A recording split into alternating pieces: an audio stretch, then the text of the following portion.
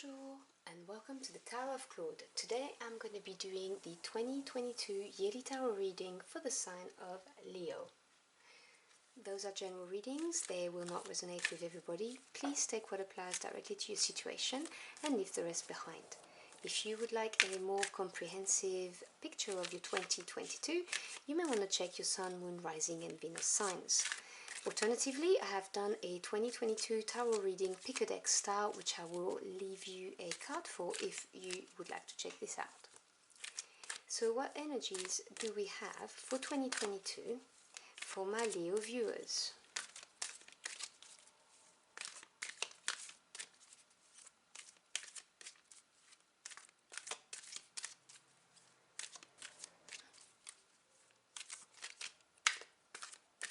Alright, I'm going to pull out one oracle card and one tarot card for each month of the year, which I will put on the table, and then I will read them together, and then I will finally close out the reading with a card from the Beyond Lemuria oracle deck to give you an extra point to ponder upon for 2022. So in January you start off with exploration, February contemplation, March illumination, April exiled, May trust, June challenges, July the Ice Queen, August the Throat Portal, September emotional freedom, October breakthrough, November higher perspective, December sanctuary. So let's see what the tarot has to say. So what are the energies for 2022 for my Leo viewers?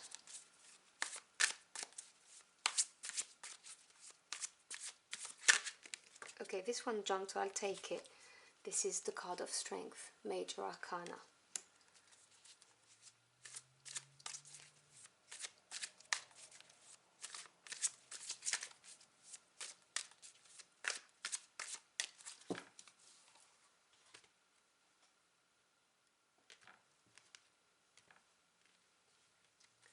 February, you have the Eight of Pentacles. March, Judgment, another Major Arcana. April, the High Priestess, again, Major Arcana. May, Four of Swords. June, Six of Swords. July, the Hangman, Major Arcana. August, Ten of Swords, that's a lot of Swords energy for you, yeah? September, Five of Swords, as I'm saying it. October, the King of Cups. November, Seven of Cups. And finally December, the Knight of Wands. Alright, so you start off the year with the energy of exploration, boldness, unknown, limitless, and it comes with strength. So the card is asking you to explore, take the time to look at your options, look at things that you've not looked at before, and know that there are no boundaries, that you can attain whatever it is you want to. It also talks about being bold and, you know, being daring, and this is where the strength card comes into action. Now, Major Arcana are big energies on our life journey, as opposed to the Minor Arcana that deals with the day-to-day life. So strength is all about having the courage to take on something, the fortitude, and this is what the cards are asking you to do, to look at all of the possibilities and have courage, so not settle for something that is because it's easier, is what I'm hearing. So know that there are no boundaries, that you can really achieve whatever you want if you put your mind to it, and have the courage to look at things that you may not even have thought about. It's your inner strength. And in February you have contemplation, silence, knowing, releasing, control. So you see, you start off the year with a lot of reflection, is what I'm going to say. And it's paired with the Eight of Pentacles. And the Eight is a number of advancement, and the coin energy or Pentacles is to do with your physical world. So anything material, job, your house, your career, that kind of thing. The Eight of Pentacles is the card of advancement through grafting. So it's you refining whatever it is you're working at, refining your skills, refining the project you're working on. You could also be improving your house because you want to sell it, that kind of thing, because you have the exploration card that you've got before, so you may have decided that you're going to move forward. And so this is you working on this and releasing control, understanding that things will happen when they need to happen, but you're working hard at it and you're making advancements. And in March you have Illumination. This is a very positive card that talks about happiness, basically. So expression, positivity, joy, inspiration, paired with judgment. Now, judgment, there are many layers to the cards. This is a major arcana, so this is a big card in the deck, and it talks about shedding the old to reveal the new. You know, you being called out of your tomb, kind of thing. Also can be just a wake-up call, something that's brought to your attention. It can also be a report card, looking back and assessing, but I'm getting really, with the message of illumination, the shedding the old and bringing in the new into your life. You're feeling very positive, and you've just had one of these moments, you know, of illumination. And this is going to have big ripples in your life. Because as you're doing this, as you're shedding the old, the following month you get the card of the illusion of separation, of feeling disconnected, isolated. But this is an illusion, okay? And the High Priestess is here, major arcana again, and she's telling you to listen to your intuition. She is wisdom that's acquired through your inner guidance and the messages from your spirit team, your ancestors, God, your angels. She channels the messages from the spirit world into the physical world, and that's how she gives guidance. So it's all about listening to your intuition and understanding that you are not alone.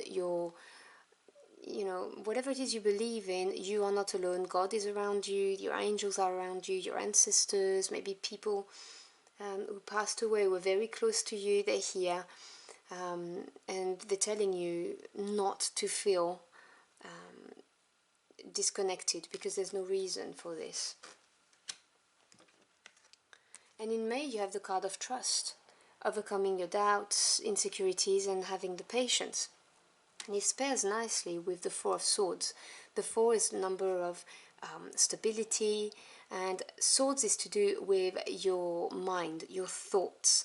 And the Four of Swords is taking a moment to think, taking some time out to think something through, and having the patience, you know, overcoming your doubts. Just take some time out, quieten your mind, and have patience and trust. And in June you have challenges. So this card talks about fears and negativity, negative energy, and betrayal, and it is with the Six of Swords. So this is saying that you're going to have a challenge occurring in your life. Now it could be in your personal life, at work, it could be anything really, it's a general reading. But you have the Six of Swords, and the Six is the number of harmony after having overcome the challenge. And the swords, they're coming with you, so you've learnt your lessons, because the swords are to do with your thoughts and the truth. And so you've overcome a challenge that's going to present in June, and you're going to be learning from this challenge, and you will overcome it and leave it behind. And in June you've got the Ice Queen.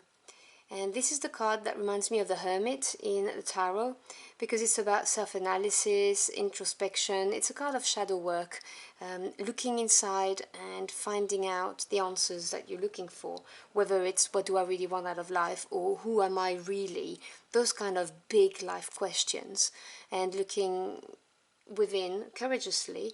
It's not easy to do that, but it is a very important part of our spiritual and emotional development.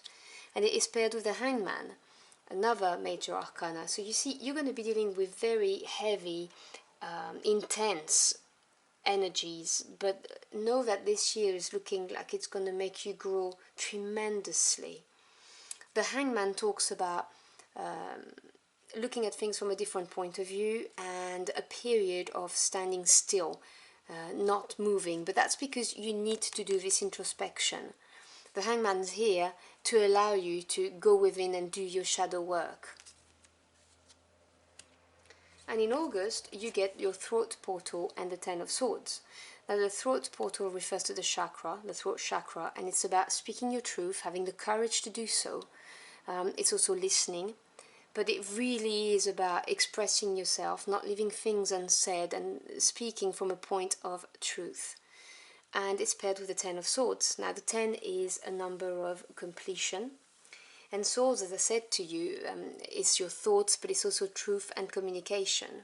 The Ten of Swords talks about you being exhausted after a long battle, and you know, it's unpleasant. The swords are sharp. So you know, the first 7 months of the year will have challenged you spiritually, emotionally, but you must speak your truth, because that's what brings the completion of the cycle.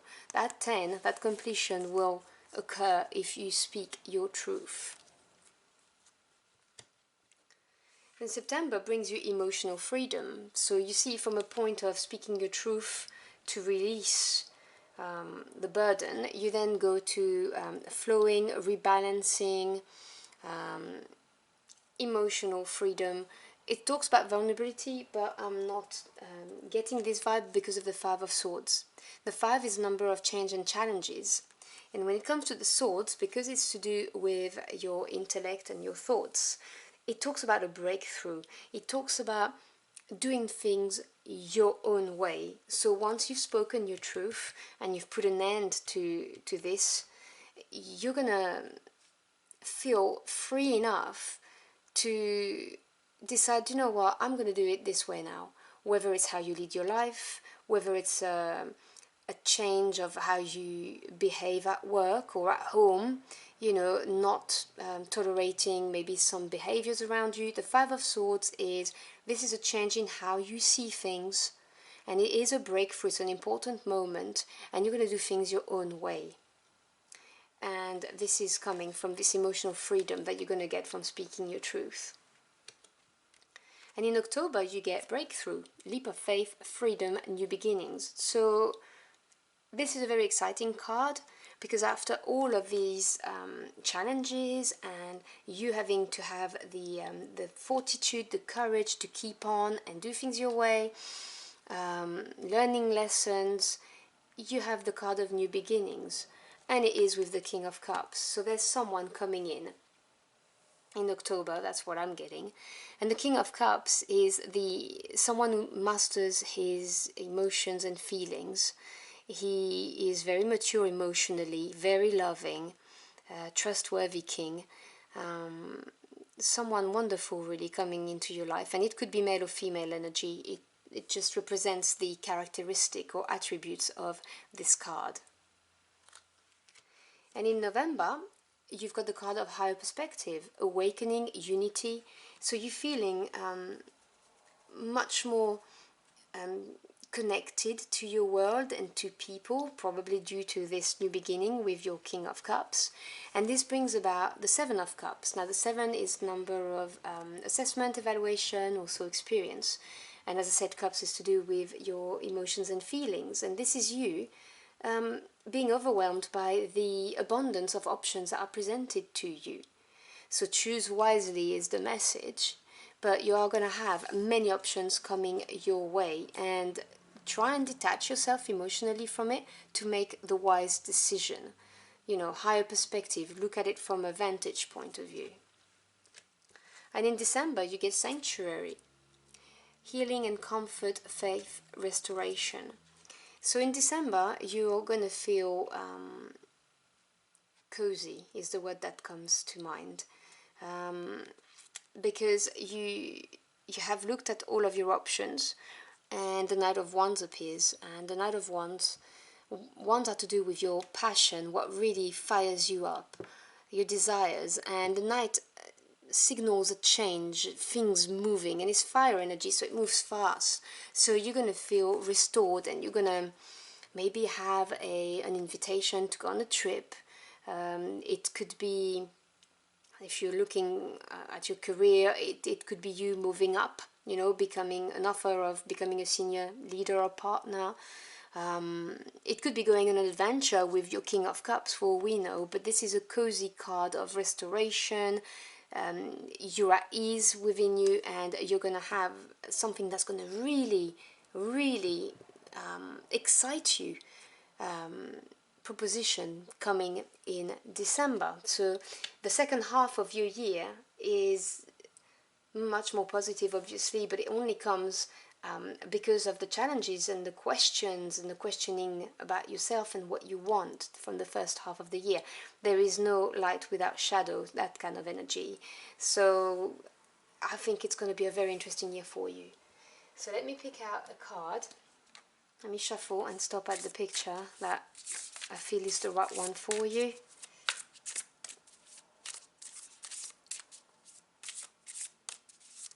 Oh, well, this one actually, I think there's one, two, no, there's two. Well, those two jumped, I would take them. Normally I choose by the art, but I'll take them. So you've got two cards.